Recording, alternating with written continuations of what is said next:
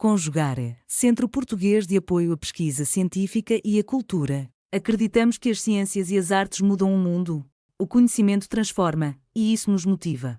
13ª Jornada Virtual Internacional em Pesquisa Científica, com o tema Educação, Sociedade e Práticas Educativas.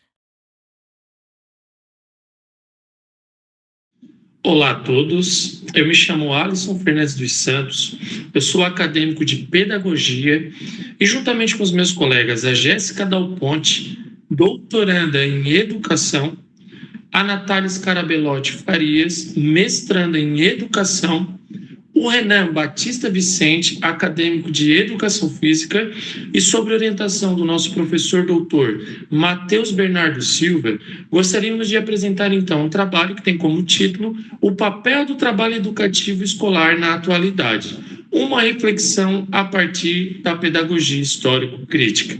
Vale ressaltar que nós somos participantes do grupo de estudos e pesquisa em formação humana e práticas pedagógicas aqui da Universidade do Extremo Sul Catarinense, a Unesc. Vale ressaltar que essa instituição encontra-se no Brasil, no estado de Santa Catarina, no município de Criciúma.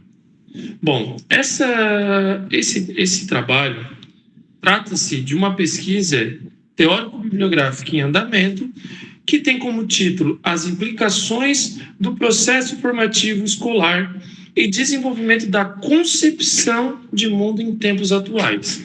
Essa presente pesquisa tem como financiamento da Fundação de Amparo à Pesquisa e Inovação do Estado de Santa Catarina, a FAPESC.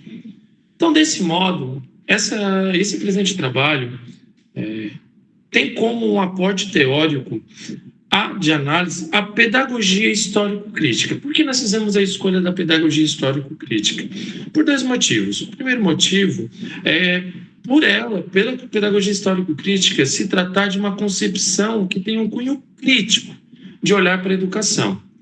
E para o outro motivo é que ele entende a educação como essa atividade ontológica fundamental para a formação humana. Ou seja, ela estabelece essa relação da educação como esse processo de formação humana. E desse modo, ela defende a importância da apropriação desse indivíduo das máximas objetivações humanas dentro desse processo de formação humana. O objetivo, então, desse trabalho, dessa produção, trata de discutir, em linhas gerais, a relação entre trabalho educativo e o currículo escolar na formação integral humana. Ou seja, a gente busca entender, dentro desse escrito, como esse trabalho educativo, que é essa ação direta e intencional de produzir o máximo das condições para essa objetivação humana, como tudo isso tem sido organizado dentro desse currículo escolar, tem sido estruturado, sistematizado dentro desse currículo escolar em proveito dessa formação humana. Desse modo, para trazer essa contextualização do nosso cenário educacional brasileiro, a educação contemporânea brasileira tem sido influenciada pela lógica neoliberal, priorizando a formação para um mercado de trabalho em detrimento da formação integral desse sujeito. Ou seja, então o currículo atual está reforçando uma educação baseada na adaptação ao sistema econômico, ao invés de promover o pensamento crítico desse indivíduo.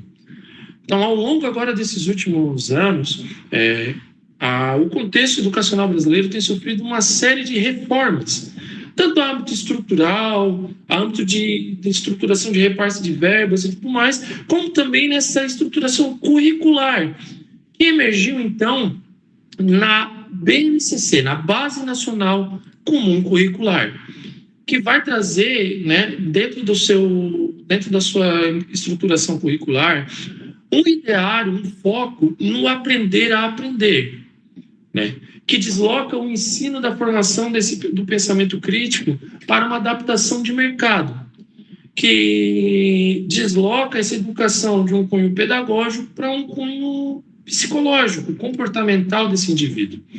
Então, o aprender a aprender, ele traz a valorização desse conhecimento empírico do aluno, sabe? Ele traz esse aspecto que é mais válido, aquilo que o aluno aprende por si só, do que esse processo de ensino-aprendizagem entre o professor, o conteúdo, o aluno. Então, ele tira tudo isso, ele abre mão de tudo isso em proveito à valorização desse conhecimento empírico desse aluno, cotidiano, aquilo que está palpável, tangível já a essa situação cotidiana desse indivíduo.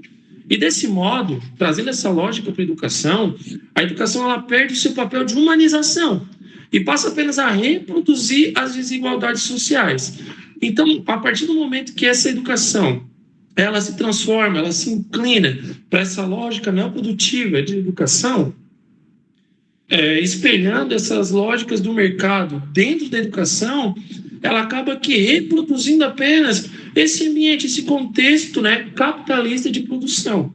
Ou seja, é esse indivíduo cada vez mais individualizado, potencializando cada vez mais as individualidades desse aluno, desse indivíduo, né, em processo de formação, incutindo essa lógica de disputa, né? Essa lógica desse empreendedor de si, desse indivíduo que busca por si só a sua capacitação para aquilo que ele já está sendo imposto a ele, para aquilo que ele já está habituado, que esse ambiente de trabalho, essa fábrica, essa empresa no qual ele está trabalhando, esse indivíduo ele vai buscar apenas conhecimentos para resolver aspectos cotidianos desse mercado de trabalho, para resolver demandas que aparecem de inovações tecnológicas, inovações também no âmbito da estruturação desse mercado de trabalho, né?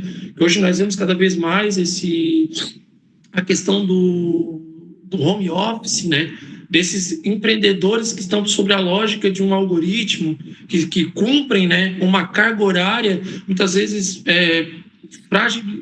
fragmentada, né, precarizada, sobre a lógica de uma inovação, né, dentro desse mercado produtivo do capital.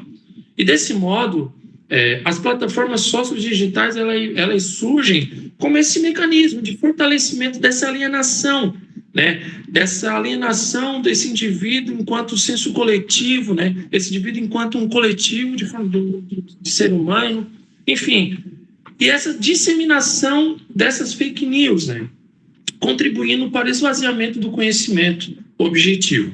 Ou seja, as plataformas sociodigitais acabaram que emergindo, né, canais, pessoas, figuras, pessoas que saíram do anonimato, que são colocadas nessa plataforma de visibilidade e acabam vociferando conhecimentos sincréticos, saberes, teorias, teses, sem a devida comprovação científica, sem o devido compromisso moral, ético, filosófico, dessa verdade, dessa comprovação mesmo, né? Isso está sendo comprovado cientificamente, há estudos, há uma propriedade, há um conhecimento adquirido desse indivíduo para que ele venha, né, usar da sua plataforma social, essa plataforma digital, e tornar isso como verdade, porque a partir do momento dessa lógica do algoritmo, esse indivíduo acaba sendo validado, aquilo que está sendo falado, pelo acúmulo de visualizações, de views, que ele acaba tendo num determinado vídeo, num determinado canal,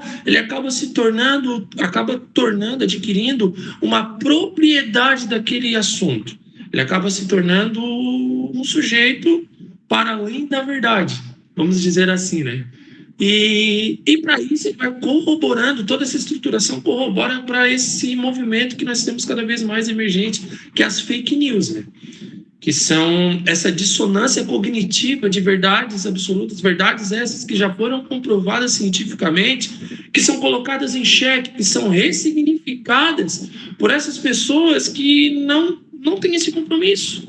Muitas vezes, né, não têm esse compromisso técnico, científico, filosófico, moral, ético, e tudo isso contribui para o esvaziamento desse conhecimento na sociedade, uma sociedade cada vez mais superficial, cada vez mais sincrética no seu olhar de concepção de mundo, de indivíduo, de sociedade, provocando cada vez mais essa alienação social. Então, em considerações finais, nós gostaríamos de trazer, né, por meio dessa escrita, por meio dessa produção, a necessidade de resgatar esse papel da escola por meio do trabalho educativo, como esse espaço garantidor dessa formação crítica, essa formação humana, mesmo, né? Um sujeito capaz de olhar para o seu contexto social e não somente fazer uma leitura crítica, mas, para além disso, conseguir intervir, conseguir modificar, transformar, né, os ditames sociais que ele já está inserido, que já estão sendo postos antes mesmo de ele ter nascido, ele consiga, de algum modo, produzir para a superação, né, desses ditames sociais. Então, a pedagogia histórico-crítica, ela surge como essa importância, essa ferramenta importante de resistência a esse modelo neoliberal de educação, propondo essa educação emancipadora e baseada na apropriação dos conhecimentos científicos, artísticos e filosóficos. Esses conhecimentos históricos, né, produzidos pela sociedade humana, pelo indivíduo, pelo gênero humano, que promovem essa educação integral desse indivíduo. E a educação, ela não deve servir essa lógica do capital, ela não deve servir apenas para produzir indivíduos adaptáveis a essa lógica do capital, mas sim para essa prática social, que tem esse compromisso, que tem o seu enfoque na formação humana, na formação desse indivíduo, né? E para encerrar, para findar a nossa apresentação, nós optamos por trazer uma fala do professor Demerval Saviani, ele que é um dos expoentes, né, da pedagogia histórico-crítica, que ele fala a seguinte frase: ó, a prática social, ela deve ser o ponto de partida e de chegada da educação.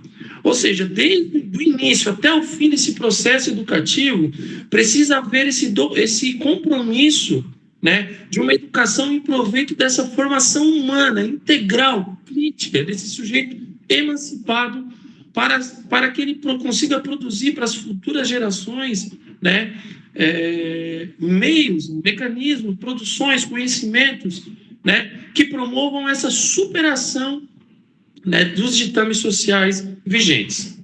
Gostaríamos de agradecer, né, a oportunidade dada por esse presente evento, né, e ficamos por aqui. Até mais.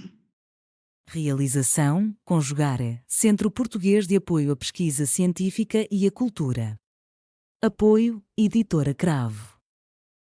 Inscreva-se no canal, comente, curta e compartilhe. Obrigado por assistir.